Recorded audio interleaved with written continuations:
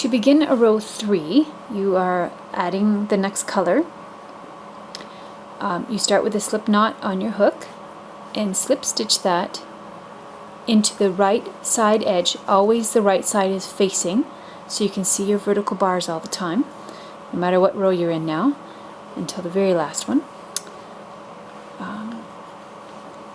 Slip stitch into that first slip stitch from the row before to attach your color, your new color, making sure you've left a 4-inch tail, and chain 1. Okay. Now you work the first triangle up the side of the triangle from the previous row. Okay, in other rows it'll probably be at the side of the square, but anyway, so you do it exactly the same way as you did in row 2. Your hook goes into the next stitch, you pull up a loop, yarn over through 1 and then through 2. Then you go into the vertical bar you created, pull up a loop, go into the next stitch, pull up a loop, yarn over through that one, just one, and then through 2, and then through 2. Again, making sure your tension isn't too high, because you'll end up with it won't lie flat. It won't be easy to work with. And into the next stitch, through 1, and then through 2, through 2. Okay, so you're creating the vertical bars that are now you're creating an edge to your throw. And through the next stitch, through 1,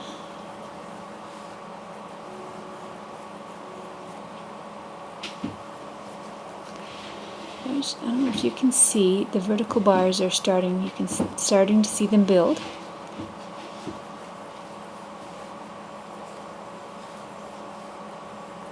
So you've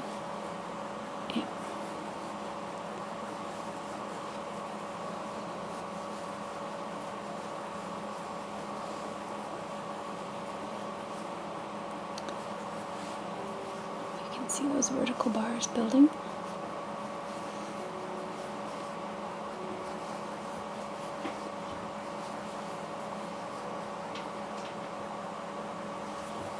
And then the next stitch through 1.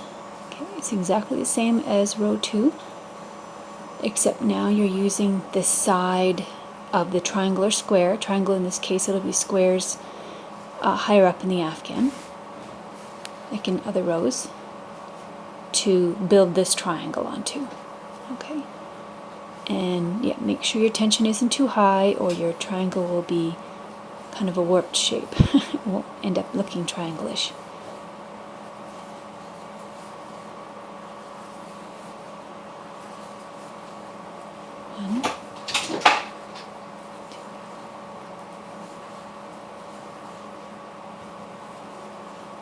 Oops.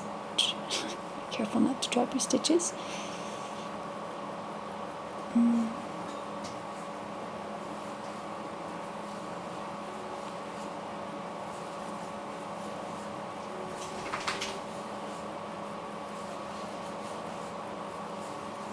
You will have a slight curve in the triangles on this side. It just happens. You can probably work that out with blocking at the end.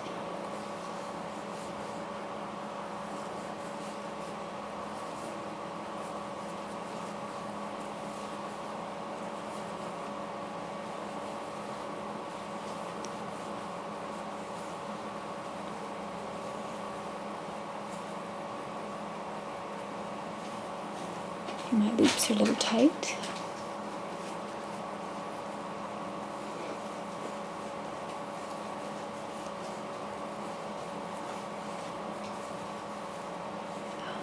Alright, start that one again.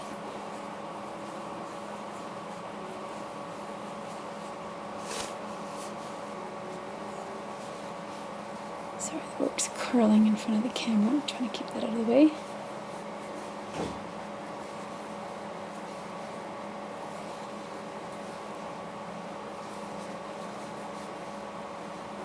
next stitch.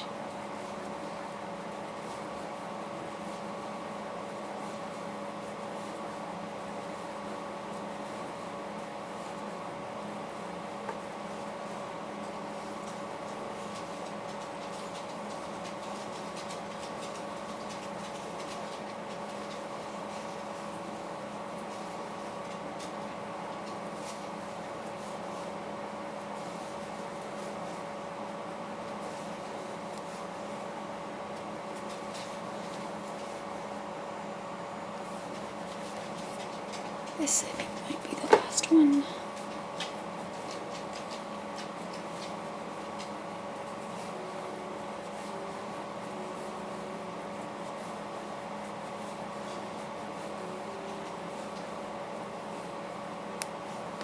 Okay. 1, 2, 3, 4, 5, 6, 7, 8, 9, 10. Perfect.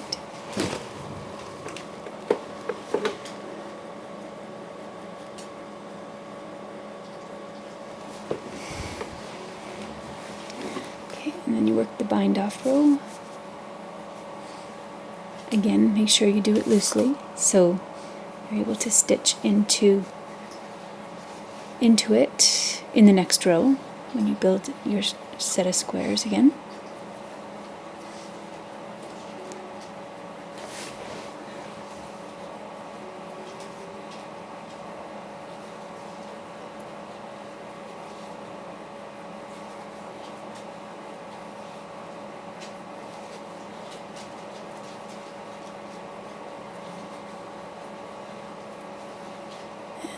One.